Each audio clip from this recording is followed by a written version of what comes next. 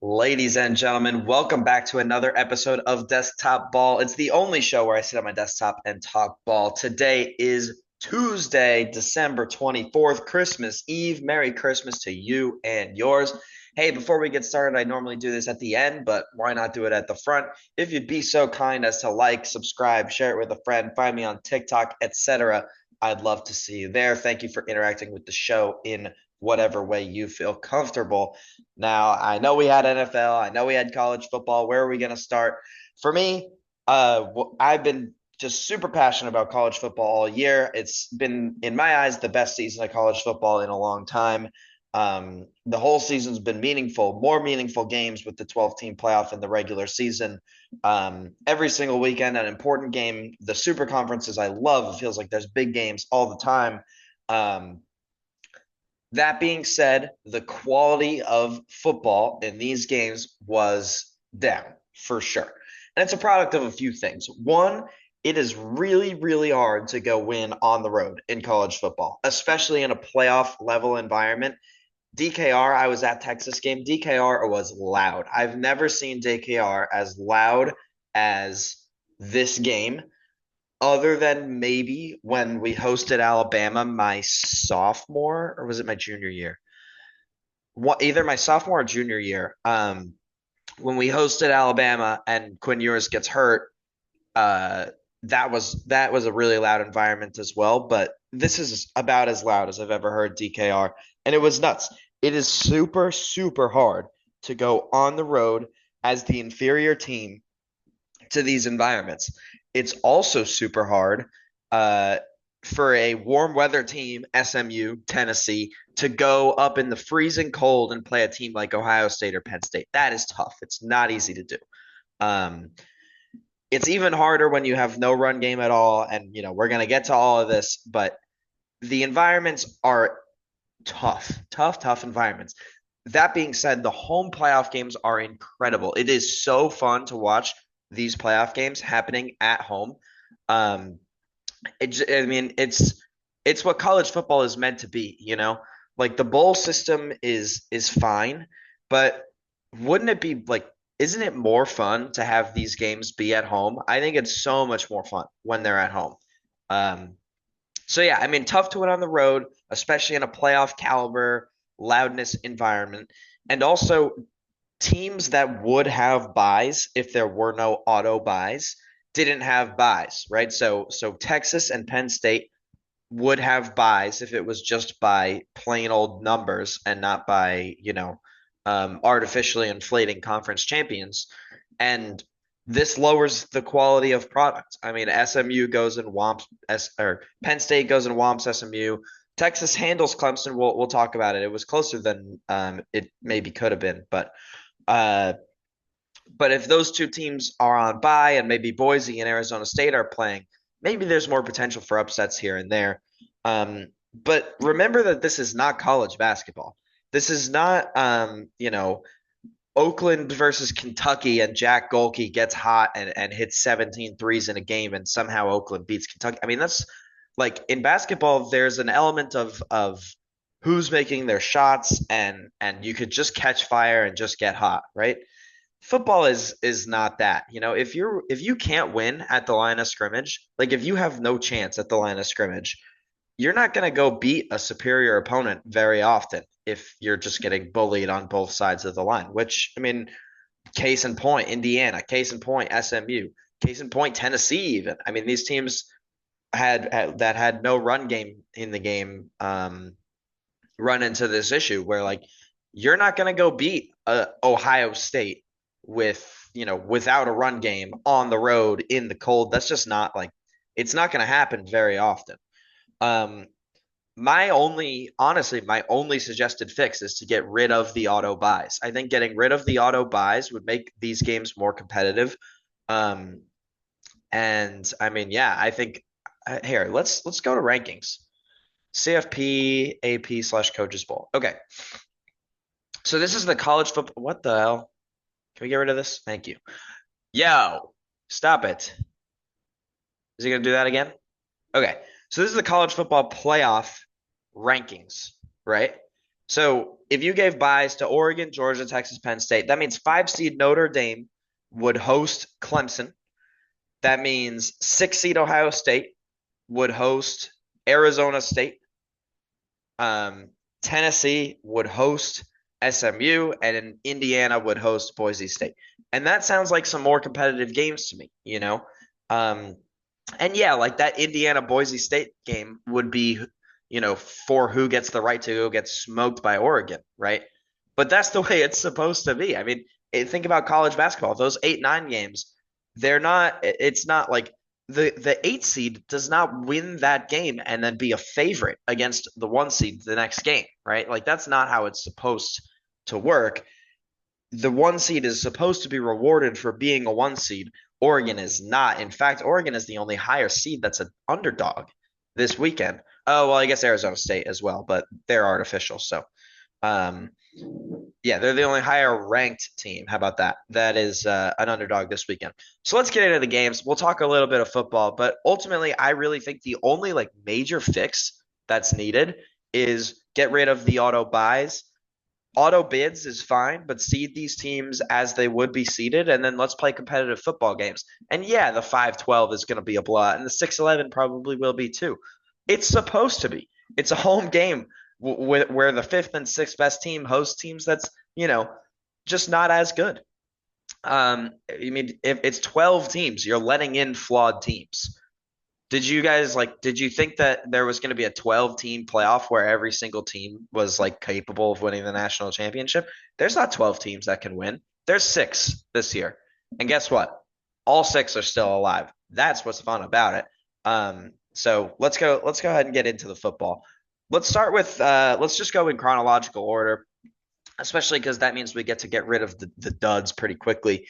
Um, Notre Dame makes light work of Indiana 27-17 in South Bend. Indiana starts the game, they're driving, and they're looking like they're going to score, be the first team to put points on the board in this game, and we might have some competitive football.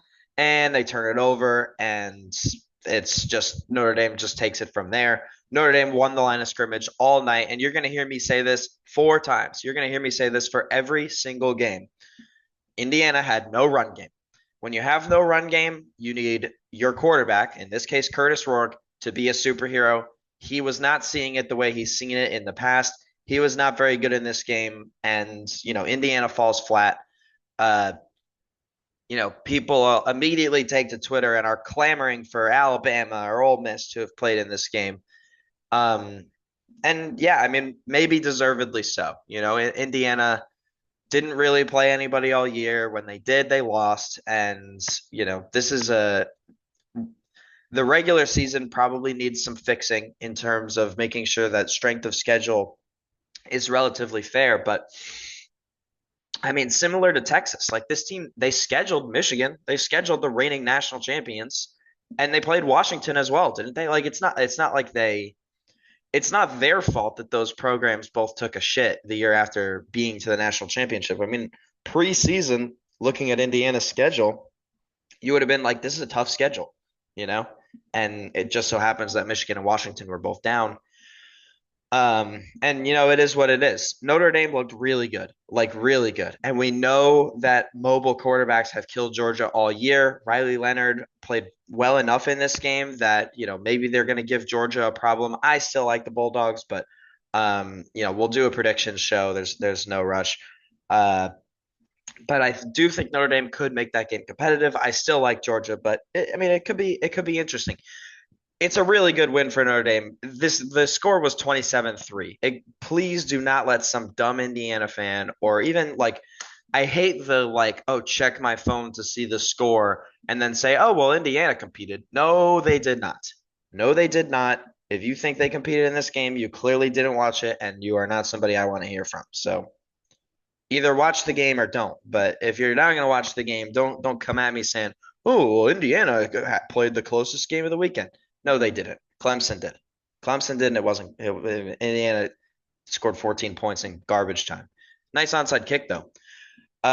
Okay. Then we all went to sleep thinking, "Oh boy, these games might be blowouts. If Indiana can't hang, can SMU? Can Clemson?" I don't know. Maybe Ohio State Tennessee is going to be the only good game. At least that's what I was thinking.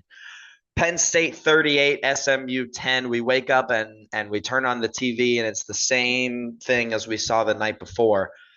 SMU had, say it with me, no run game, and it forces Kevin Jennings to be a hero. Kevin Jennings spots Penn State 14 points on bad pick sixes, and Penn State's off to the races. They're the better team. They can play in the cold. They won on both sides of the line. They have the advantage at quarterback. They have the advantage at weapons. Penn State whiteout environment. I mean, you are just never going to Penn State and winning that game. Um, Especially if you're going to spot them 14 points. The only way is to come out fast and score on your first drive and, say, we're here. Like, you're going to have to reckon with us and, establish your capability, which one of these teams did. And that is the Clemson Tigers. Texas 38, Clemson 24. Once again, Clemson, no run game the whole game, could not run the ball. They even tried it on a 3rd and 1 and then a 4th one and got stonewalled by the Texas Longhorns defense, which is the best or maybe the second best, depending on Ohio State defense in college football. I still think they're the best, but people are talking on Ohio State like they're ridiculously good now. That's fine. But again, they have no run game, so it puts it on their quarterback to be incredible. And the only person this entire weekend who was able to rise to the occasion was Cade Klubnik. And Cade Klubnik played absolutely terrific football in this game. He was incredible. He had a few plays. I mean, the falling backwards, fumble backwards pass, whatever it was a disaster. And I mean, this defense is going to get to you, and they're gonna cause some plays like that. But over and over again, hitting go balls over Malik Muhammad, who has been good all year, like has been really good for Texas. And yeah, I mean, Clemson was able to hang around in this game. They score to make it a one-score game, and then Jaden Blue rips a 70 whatever yard touchdown, and it's like, no, you can't. If you can't play with us at the line of scrimmage, you're not going to beat this team. For Texas, it's a massive win because it shows that they're able to win in a street fight or in a rock fight. And I think I mean, we all know Texas can win with defense, but Texas being able to go out there and win with offense was such a relief, such a nice thing to watch. DKR was loud, it was rowdy, it was fun. Home playoff games are incredible, and being there was a blast. Yeah, and Texas, I mean, Texas is a team that's absolutely poised to go make a run and go win a championship. They have the road, they have the roster, they have the coach, and they're going to have a pretty big advantage of playing either Ohio State or Oregon in Texas at the Cowboys Stadium. It's going to basically be a home game, which I will probably attend, frankly. But first, got to get through Arizona State, 14-point favorite. I do like Texas money line at least in that game.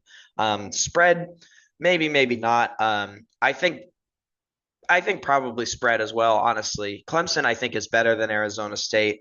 They can hold up better at offensive and defensive line, in my opinion. And I mean, Texas should be able to run the ball, and if you can stop Cam Skattebo, I don't know if Arizona State has any answer. So I love Texas in that game. Should be easy enough. And then what we all thought was going to be the game of the weekend, Tennessee Volunteers. Look at the Volunteers. They traveled so well. They took over game day. They took over the lower bowl of the shoe. It was at least like 30% orange in the lower bowl of the shoe. They take off their shirts to go warm up in the cold, in the freezing cold, and they're like, yeah, like we're here. We're gonna no. Once again, no run game. No run game at all. Dylan Sampson, SEC Player of the Year, looked like he was banged up and only able to play some of the time. No run game at all. The only time they had any successful run game was Nico. Check this out. I can pronounce it. Iamaliava scrambling and maybe doing some quarterback draw designed runs. The Vols just had no answer. And this game easily could have been 49-3. Like really could have been 49-3. Was not as close as it looked. And it's a game that shut up all of the Alabama and Ole Miss people who are like, we belonged, we belonged. Yeah, well, look what happened to Tennessee. That being said, Ohio State is the best roster in the country. I mean, we've known that all year. We've known it all year. When they play at their ceiling like that, they are so, so dangerous. And I picked them to beat Oregon in our last episode. I picked them to beat Oregon and then lose to Texas. I mean, I making me look smart, Ohio State. I appreciate that. Look, making me look smart. I'm terrified of both of these teams. I think the winner of this game probably goes on to win the national championship. These are probably the two best teams in college football. Um, but I'd love to see Texas beat one of them, and it'll be basically a home game, which gives me some hope. Um, but yeah, I mean, it's the same thing. No run game, tough environment, in the cold. Quarterback needs to be the hero and can't be the hero. Ohio State just rolls Tennessee, absolutely rolls them. Um, and yeah, the quality of football game, the competitiveness of the football games was down. It was not as competitive you know, of football games as we might have hoped for. But I mean, consider in the 14 college football playoff era, all the blowouts that have happened, right? I think of 2019 LSU just like massacring Oklahoma. I think of Georgia murdering murdering TCU in that championship game. Um, yes, there have been good games as well, and I promise you there will be good games in this playoff. Matter of fact, I think Ohio State, Oregon, and Notre Dame, Georgia are both going to be close, competitive, fun games next week. And you know, the games that aren't are a product of the auto buys. So hey, maybe if we got rid of the auto buys, I mean, this could be okay. Let's go back to what we were talking about earlier. Let's just do the rankings, right? So if Texas and Penn State have buys, that means you'd have Notre Dame versus Penn State, Ohio State, Texas. Let's say Tennessee beats SMU. I think they would. You'd have Tennessee, Georgia, and either Indiana or Boise State against Oregon. Sounds like all of those problems that we're having would be fixed, right? Like this Arizona State, like this big line and this big line, the Arizona State line and the Boise line, those lines would be a whole lot smaller if it was, if it's Penn State, Notre Dame, Texas, Ohio State, Georgia, Tennessee. We've already seen that. Oregon, Boise State, or Oregon, Indiana, maybe an Oregon, Boise State rematch. We've already seen that. That was a close game. Like, there's a fix for this. There's a simple fix for this, and it's just no auto buys. And that's all it is. It's gonna be a blast, and there's gonna be competitive games. The semis are gonna be so fun, and the championship I think should be a competitive game as well. As long as whoever is there from this bottom side of the bracket is able to hold up. I think the champion will come from the top side. I think the three best teams are on the top with Ohio State, Oregon, and Texas. But um, maybe Georgia, with the backup quarterback, is somehow still able to get it done. And Penn State looks good, y'all. Penn State looks good. They look ready to go. All right, that's college football. Let's do some NFL. It was a pretty great NFL weekend as well, honestly.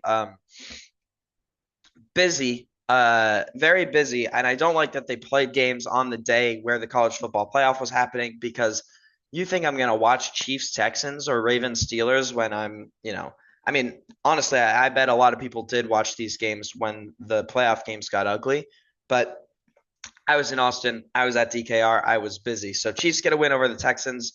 I saw the Tank Dell injury, which just feels really bad. I don't think that the Texans are a team that's going to make any real noise come playoff time. But they did go get Deontay Johnson to help at receiver, so maybe there's that. And the Chiefs are just the Chiefs. They're so good. They're peaking at the right time. Xavier Worthy had a great game. Mahomes is starting to play a little better. And yeah, I mean we know where this is going. The Chiefs are going to win the Super Bowl again. We all know where it's going. We can all root against it, but it feels a little inevitable. Ravens 34, Steelers 17. The Ravens just came out and punched the Steelers in the mouth. Russell Wilson needs to play perfect to beat teams of this caliber, and he didn't. Had a couple bad turnovers. And this game does not give the Ravens the tiebreaker for the division. The Steelers still lead the division, so the Ravens still need to make up a game somehow on the Steelers. Good news for the Ravens is the Steelers play the Chiefs and Bengals in the next two. They're going to lose one of those, so all the Ravens have to do is win out against the Texans and Browns, which absolutely can be done. I like the Ravens to win that division. I fully expect that they will. But yeah, I mean, they came out and played a very complete game of football. Derrick Henry, 24 carries, 162 yards. I mean,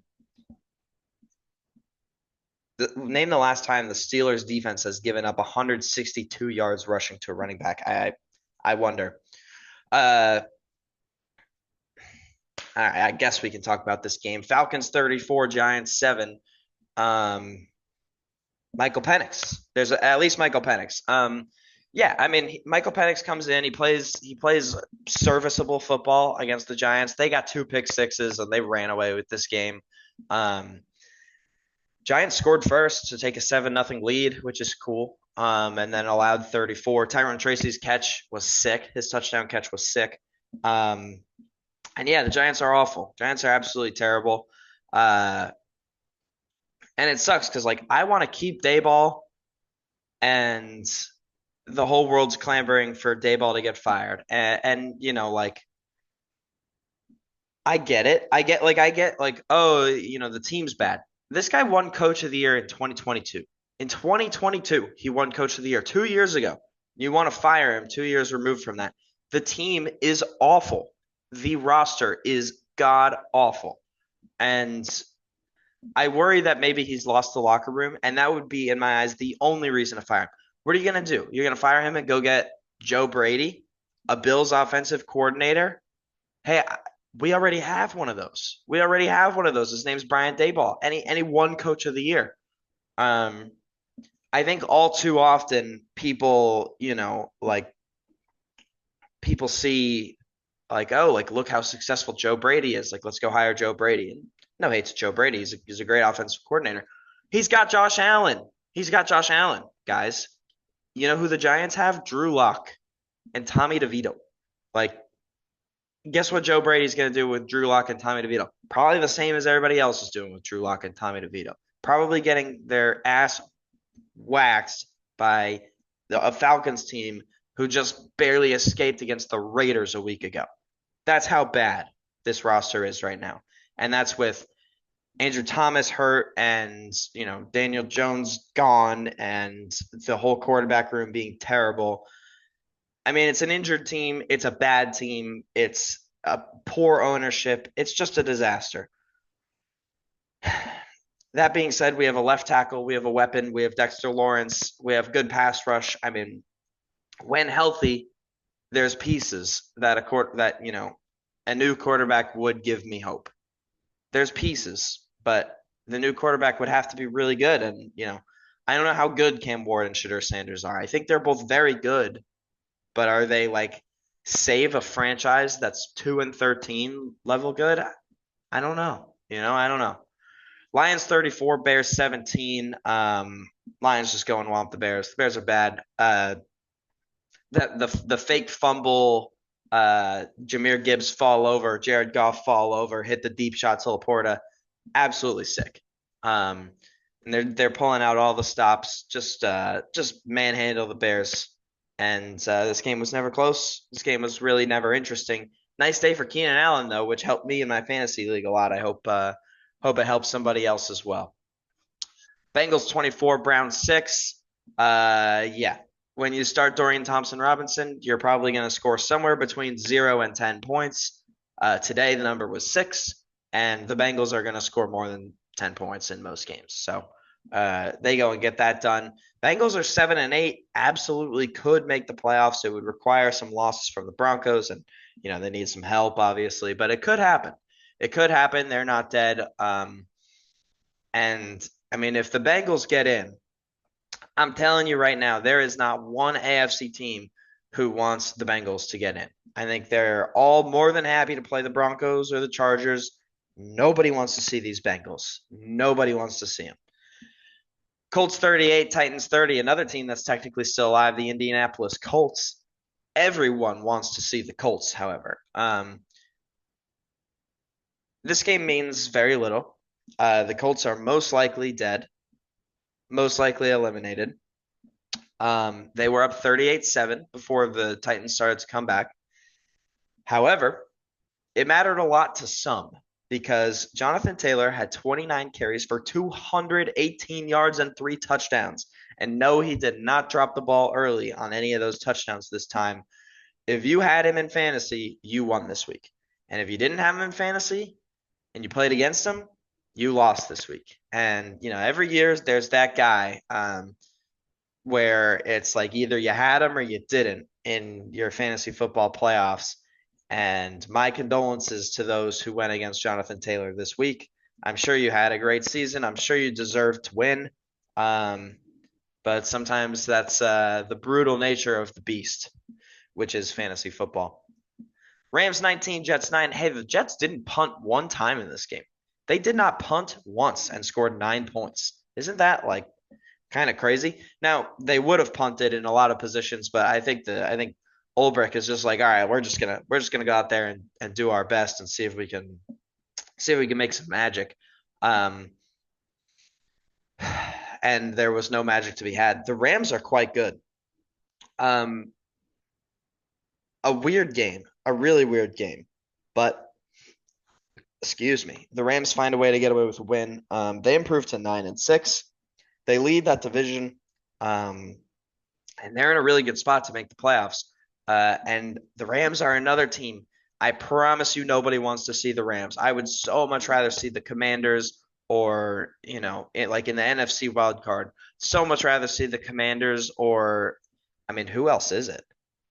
Oh, well, I'd so much rather see the Commanders than the Rams, but I don't want to see the Packers. I don't want to see the Lions. I don't want to see the Vikings. I mean, there is a lot of just good in the NFC. And the Rams might get bounced first round. In fact, they probably will. But this team is tough, like they're really, really tough. They've got weapons, they can run the ball. That pass rush has just been dominant all year. The defense is playing better. And yeah, I mean it's a good Rams team. It's a really good Rams team. They are not I think they started off like 1-4 or something like that. They started off 1-4 and they have won one oh, let me count. One, two, three, four, five, six, seven, eight. Eight of their last 10. Started off 1-4 and now they're 8-2 since. That's crazy. Also, Merry Christmas Eve. It is like thunder and lightning outside of my house. It is loud. Commanders Eagles. Wow, what a game. Commanders 36, Eagles 33. This was supposed to be the game of the week. It's shaped up to be the game of the week. So much fun. Total blast. Um, CJ Gardner Johnson gets ejected for saying mean things to somebody, which is crazy. Two personal fouls, ejected from the game for it. Jalen Hurts gets a concussion where he's given a thumbs up and saying, no, I'm good, no, I'm good. And the league says, no, you're not. You're concussed. You're done. So he gets shut down. We bring in Kenny Pickett.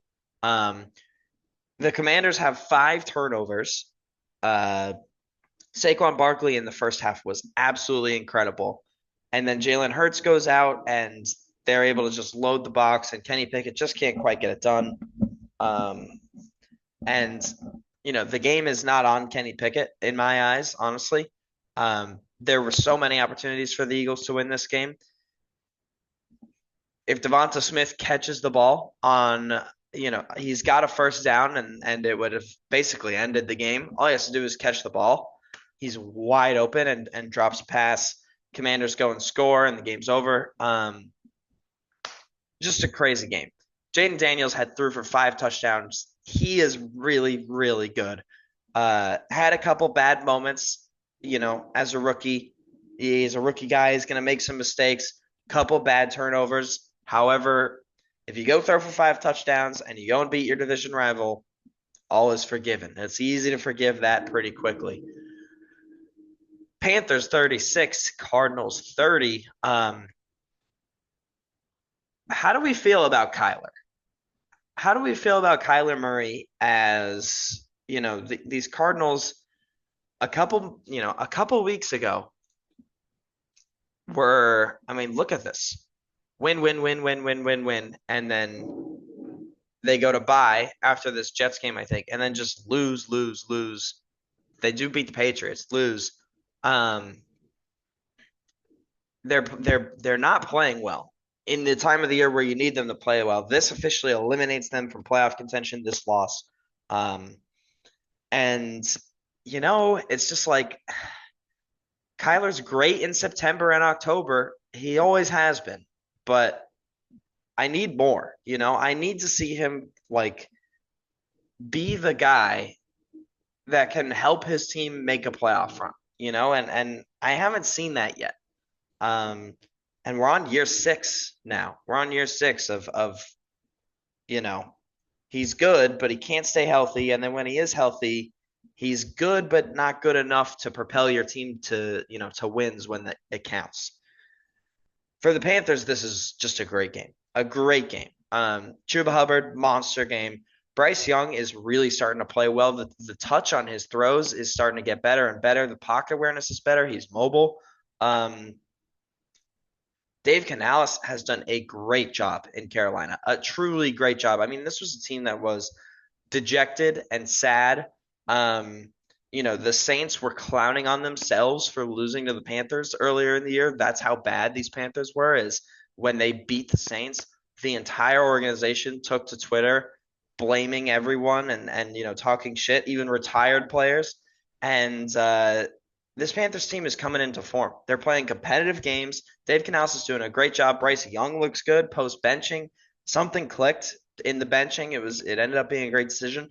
Adam Thielen's playing well. They've got this guy. I think his name's David Moore at receiver. He's playing well. They've had answers all year, and this Panthers team is not bad. The outlook for the future has really improved, and I honestly think Bryce Young will be the starting quarterback for this team for a while, uh, which I think really just goes to show about leashes for quarterbacks. I mean, how long of a leash you give your quarterback, how much time you give them to have a real chance. I mean, we give up on these guys so fast now. We give up on them so fast. And I mean, if you watch Bryce Young in college, you know that he can play. Like the guy can play football. It's just a question of, can a guy his size compete in the NFL, really? And it looks like the answer is yes. They're starting to figure it out. Also, a nice story for Chuba Hubbard, who fumbled when in overtime for the Panthers when they were gonna win the game a few weeks ago. Breaks 2 tackles, takes it to the house to win in overtime in this game. Cool moment, cool story. Good for Chuba. He's having a nice year. Vikings 27, Seahawks 24. This game was competitive for sure, but it felt to me like the Vikings were always in control. And then I look up and the Seahawks have a 24-20 lead. This thunder is crazy. The Vikings or the Seahawks had a 24-20 lead in the fourth quarter. And it's like, whoa, like the Seahawks team might somehow win this game. But Sam Darnold is playing so well. The weapons are just incredible. Justin Jefferson, Jordan Addison, both absolutely incredible. Aaron Jones playing well. The defense flying around playing well. This Vikings team controls their own destiny for the 1 seed. All they got to do is beat the Packers and Lions. Yes, those are 2 really good teams, and yes, it'll be difficult. But if they go win 2 games, they're the 1 seed. And Kevin O'Connell is the coach of the year. There is no debate. It is not Dan Quinn. It is not Dan Campbell. This team's win total coming into the year was like 5.5 was their projected win total. They're 13-2. They're 13-2. Kevin O'Connell is the coach of the year by far. It's Sam Darnold. He got sent away from the Jets. He got sent away from the Niners. And they turned him into franchise level quarterback caliber good in a year. Maybe all it takes is Justin Jefferson, Jordan Addison, TJ Hawkinson, Aaron Jones, a good O-line, a good defense, and a great coach. But hey, if you're 13-2, you're 13-2. Do not apologize. You control your own destiny for the 1 seed. All you got to do is win 2 games. Yeah, they're against good teams, but it could be done. Bills 24, Patriots 21.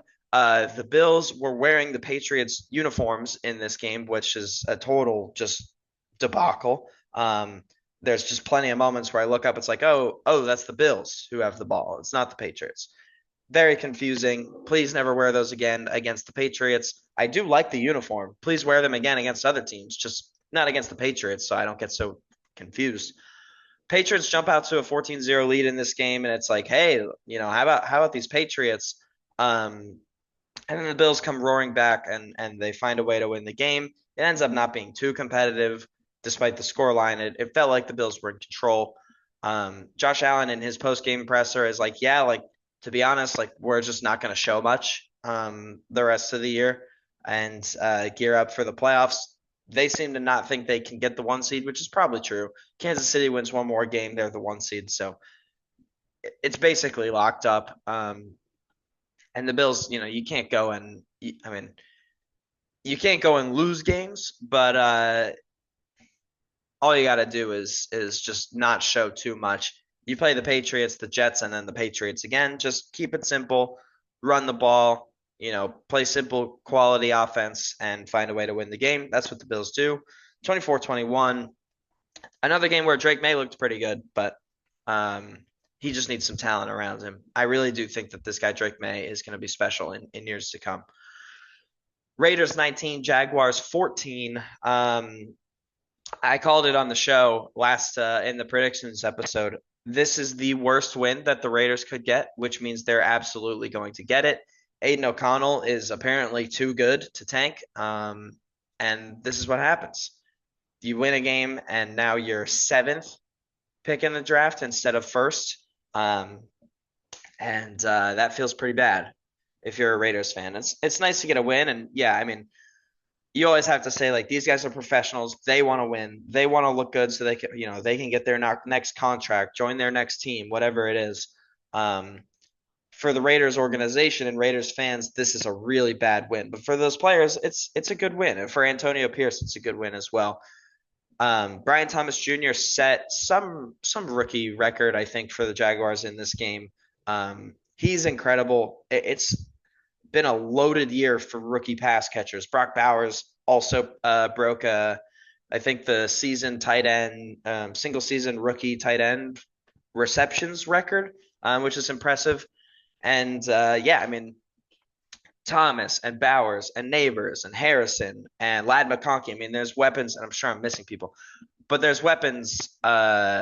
These rookie weapons are good and they're fun. Xavier Worthy, man, this Thunder. Yeah, it's been sick. It's been sick. Great year for rookie weapons, which means next year is probably going to be a total dud, but this is what happens. And I think for the Raiders, you pick seventh, right? Let's go to Tankathon. Let's check it out. You pick sixth, okay, because the Panthers won, okay. So you pick sixth. I don't know who's going around six, but it's not Cam Ward or Shadur Sanders. So either you're going to have to trade up or, take a tackle and go sign a bridge quarterback or something. I don't know what they're going to do. But this win puts them in a lot of trouble in terms of future outlook. Dolphins 29, 49ers 17. I'm honestly very surprised by the results of this game. I thought the 49ers defense just looked really, really good last week against the Rams. They were flying around. I guess it was in the rain, but I thought they were going to cause problems for these Dolphins, and it didn't really happen. Achane had a monster game. Jonnu Smith, monster game. Tyreek Hill did well enough. And the Niners did find out before the start of this game they were eliminated from playoff contention, so maybe that played into it a little bit, but I don't know. I expected more from the 49ers in this game. The Dolphins are another 7-8 AFC team, which means they could make the playoffs. They won't, but they could. Let's see. They play the Browns and Jets, so they could win out. The problem is they need help. They need the Broncos to lose or the Chargers to lose out. And then, they also might need the Bengals to lose a game, the Colts to lose a game.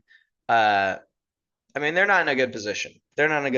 But they are playing I mean, they played well in this game, but I talked about it last week. I mean, Tua in these big moments just has not been good enough, and it winds up meaning they're not going to win or not going to make the playoffs in this season, more than likely.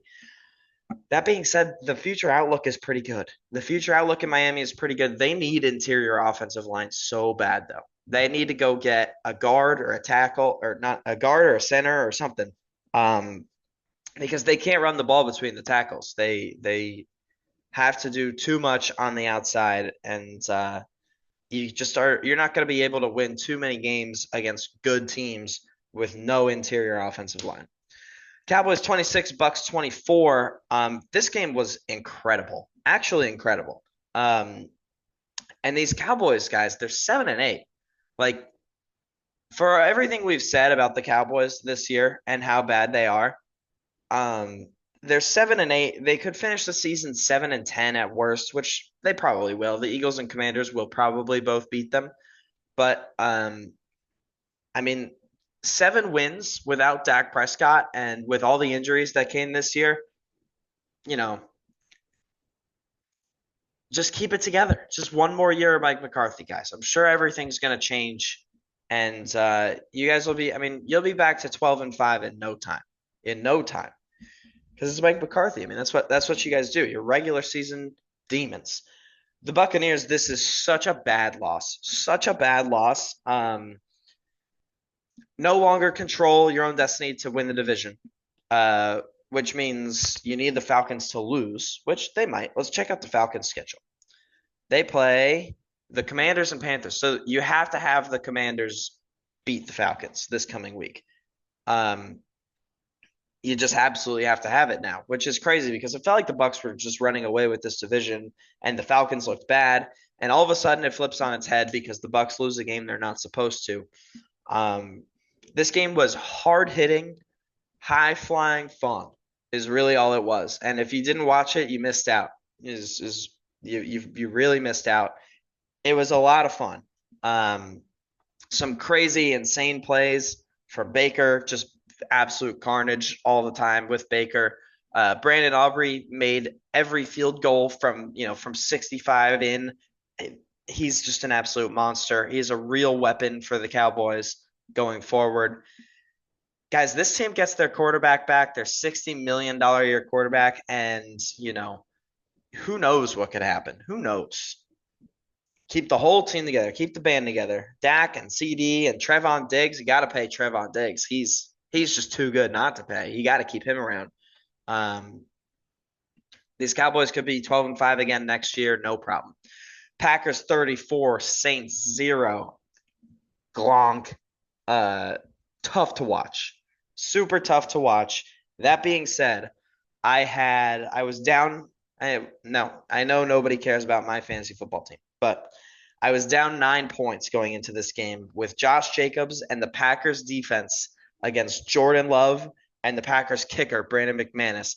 And I end up pulling out the win, even with Jalen Hurts getting concussed in the first quarter of his game, who's my quarterback. And I mean, I was over the moon during this game. And frankly, that's the only recap to do for this game because this is the only shutout of the NFL year. Spencer Rattler looked completely incapable of running an offense. The Saints just have nothing, and the Packers are the team nobody wants to play. I said it about the Rams. I said it about the Bengals. Nobody wants these Packers. They are dangerous. Their run game is great. Jordan Love, when he needs to be, can be great. The Tucker Kraft, I really like. The receiving core is great. The head coach, I trust. The defense is pretty good. Xavier McKinney balling out, probably defensive player of the year. These Packers are an absolute problem. They're an absolute problem, and whoever has to play them first round of the playoffs, good luck. That's going to do it for this week's episode of Desktop Ball. Thank you so much for tuning in.